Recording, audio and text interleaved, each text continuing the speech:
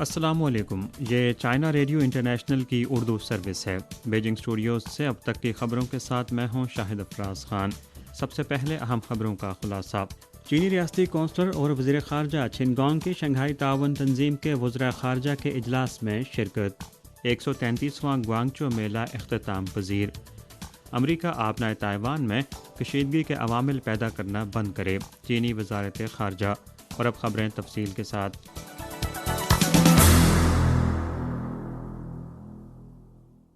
مقامی وقت کے مطابق 5 مئی کو چین کے ریاستی کونسلر اور وزیر خارجہ چھن گانگ نے بھارت کے شہر گوا میں شنگھائی تعاون تنظیم کے رکن ممالک کے وزراء خارجہ کے اجلاس میں شرکت کی۔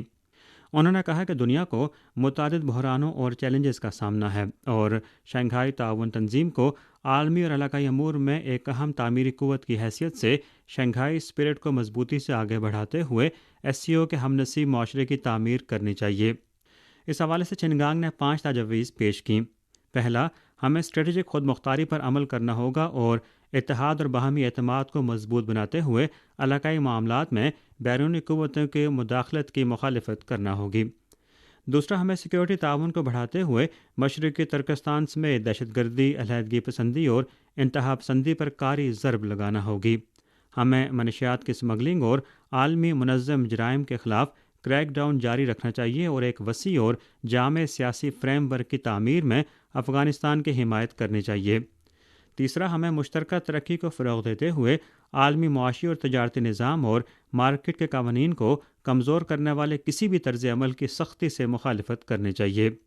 چوتھا، ہمیں انصاف کی پاسداری کرتے ہوئے عالمی نظام کی ترقی کو زیادہ منصفانہ اور معقول سمت میں فروغ دینے کے لیے مل کر کام کرنا چاہیے۔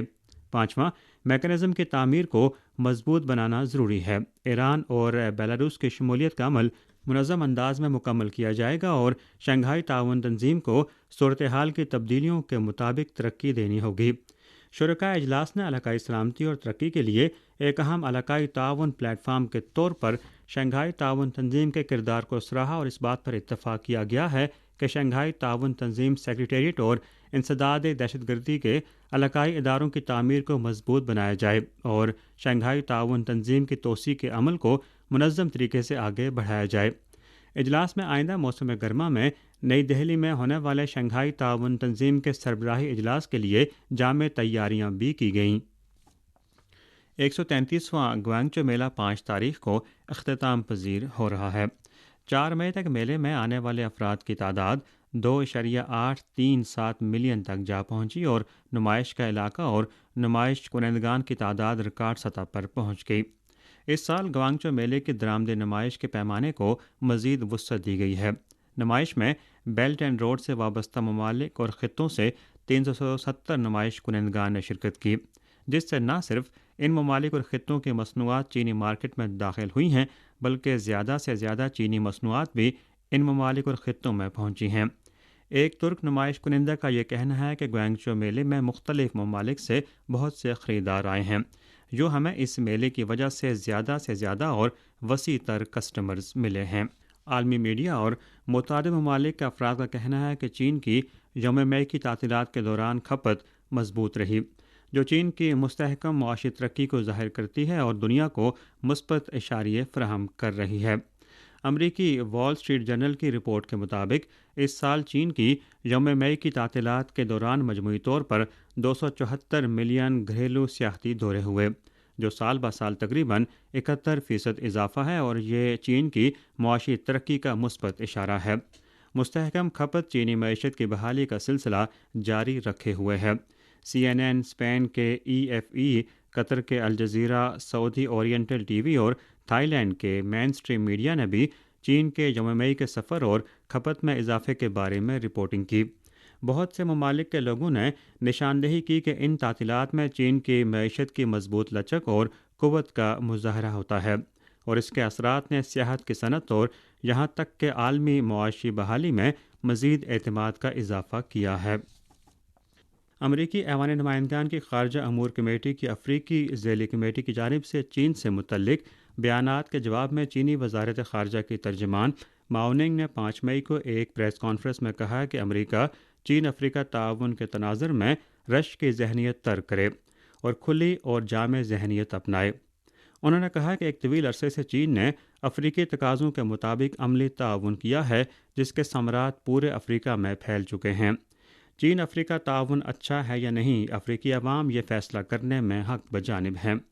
ماؤننگ نے کہا کہ زیمبیا میں چین کا تعمیر کردہ lower Kafue gap hydropower station ہر سال مقامی کاربن کے اخراج کو 6,63,500 ٹن تک کم کر رہا ہے اور بجلی بل کے مد میں یومیہ $1 ملین امریکی سے زائد آمدنی ممکن ہے۔ کینیا میں چین کی تعمیر کردہ ریلوے نے 46,000 مقامی ملازمتیں پیدا کی ہیں۔ ملازمین کے لوکلائزیشن کی شرح 80% سے زائد ہے اور یومیہ تقریباً 7,000 مسافروں اور تقریباً 18,000 ٹن سامان کی ترسیل ہوتی ہے۔ ترجمان نے مزید کہا کہ چین فعال طور پر افریقہ کی عظیم سبز دیوار کی تعمیر کی حمایت کرتا ہے اور متعلقہ ممالک کو صحرا زدگی کے کنٹرول میں مدد کر رہا ہے۔ اس کے ساتھ ہی چینی حکومت افریقہ میں چینی صنعتی اور کاروباری اداروں کی حوصلہ افزائی کرتی ہے کہ وہ اپنی سماجی ذمہ داریوں کو پورا کریں۔ ترجمان نے نشاندہی کی کہ عالمی مالیاتی ادارے اور تجارتی قرض دہندگان افریقہ میں سب سے بڑے قرض دہندگان ہیں اور در حقیقت امریکہ کی شرح سود میں جارحانہ اضافے کی بدولت افریقی ممالک کے فائنینسنگ اور قرضوں کی لاگت میں بڑا اضافہ ہوا ہے، جو افریقی ممالک کے قرضوں کے مسائل کی اہم وجہ ہے۔ چینی وزارت خارجہ کی ترجمان ماؤننگ نے 5 مئی کو پریس کانفرنس میں ایک بار پھر امریکہ پر زور دیا کہ وہ ایک چین کے اصول اور چین اور امریکہ کے درمیان 3 مشترکہ اعلامیوں کی پاسداری کرے۔ تائیوان کو اسلحے کی فروخت اور امریکہ تائیوان فوجی تعلقات کو روکے اور آبنائے تائیوان میں کشیدگی کے عوامل پیدا کرنا بند کرے۔ اطلاعات کے مطابق امریکی دفاعی صنعت کے وفد کے سربراہ اور یو ایس پیسیفک میرین کور کے سابق کمانڈر روڈل نے حال ہی میں U S Taiwan defence industry cooperation forum میں شرکت کرتے ہوئے کہا کہ امریکی دفاعی ادارے تائیوان کی ڈیٹرنس بڑھانے کے لیے تائیوان کے دفاعی منصوبے میں حصہ لینے کے لیے تیار ہیں۔ اس حوالے سے ماؤننگ نے نشاندہی کی کہ تائیوان کو امریکی اسلحے کی فروخت، ایک چین کے اصول اور چین اور امریکہ کے درمیان 3 مشترکہ اعلامیوں بالخصوص 17 اگست اعلامیے کے شقوں کی سنگین خلاف ورزی ہے اور چین نے ہمیشہ ان کی سختی سے مخالفت کی ہے۔ ترجمان نے کہا کہ امریکہ تائیوان کو اسلحے کے گودام میں تبدیل کر رہا ہے اور اس کے نقصانات تائیوان کے ہم وطنوں ہی کو پہنچیں گے۔ چین اپنی خود مختاری اور سلامتی کے مفادات کے دفاع کے لیے ٹھوس اور مضبوط اقدامات اٹھائے گا۔ کوئی بھی بیرونی طاقت جو چین کے داخلی معاملات میں مداخلت کرتی ہے اور آبنائے تائیوان میں امن اور استحکام کو نقصان پہنچاتی ہے، وہ اپنے غلط اقدامات کی ذمہ داری اٹھائے گی اور بھاری قیمت ادا کرے گی۔ 4 مئی کو اقوام متحدہ کی سلامتی کونسل کے ارکان نے یورپ میں سلامتی اور تعاون کی تنظیم کے چیئرمین انافس کے کام پر بریفنگ سنی۔ عالمی ادارے میں چینی وفد کے نمائندے نے اس توقع کا اظہار کیا کہ OSCE یورپ میں امن و استحکام برقرار رکھنے اور یورپ میں تعاون پر مبنی مشترکہ اور پائیدار سلامتی کے قیام میں مثبت اور تعمیری کردار ادا کرے گی۔ چینی نمائندے نے یوکرین کے مسئلے پر چین کے موقف کا اعادہ کیا۔ اقوام متحدہ میں چین کے نائب مستقل مندوب گینگ شوانگ نے OSCE پر زور دیا کہ وہ موجودہ میکانزم کا بہتر استعمال کرے اور امن مذاکرات کو فروغ دینے، ثالثی کرنے، تمام فریقین کے مفادات اور خدشات میں توازن پیدا کرنے، رکن ممالک کو سر جنگ کی ذہنیت اور انتہا پسندانہ سیاست سے دور کرنے، بات چیت اور مشاورت کے ذریعے باہمی اعتماد قائم کرنے اور پرامن مذاکرات کے ذریعے تنازعات کو حل کرنے کی ترغیب دے۔ 4 مئی کو کینیا میں سوڈان کے سفیر گوبالا نے کہا کہ سوڈان میں تنازع کے فریقین نے انسانی بحران پر بات چیت کے لیے سعودی عرب میں بات چیت کرنے پر اتفاق کیا ہے۔